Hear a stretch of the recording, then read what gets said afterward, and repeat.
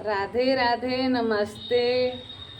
गीत हमार सुनो सबे, शुरू से आखिरी ले सुनो सबे। कमेंट में जरूर लिखब से साथ देव सभे, थोड़ा हमारी को ध्यान दी सभे।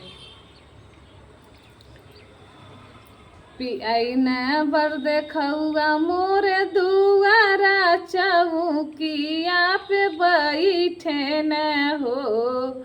आई न बर देखौआ मोरे दुआरा चौकी या पे बैठे न हो। बाबा या बहिन कर नाही बातिया त अम्मा मोर जंगला से झाके लिहो। अभिन बाबा मोर कर नाही बातिया त अम्मा जंगला से झाके लिहो।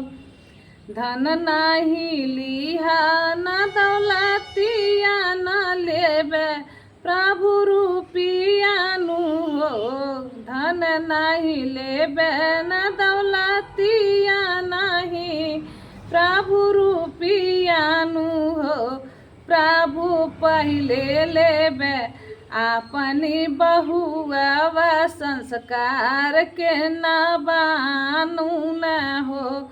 प्रभु पहले पूछबे अपनी बहुआ संस्कार के न बानू हो।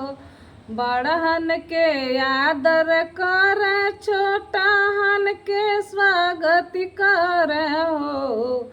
बड़हन के आदर कर छोटहन के स्वागत कर हो।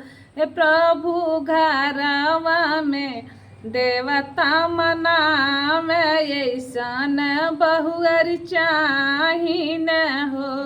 हे प्रभु घरवा में देवता मना में त ऐसन प्रभु बहु चाही न हो।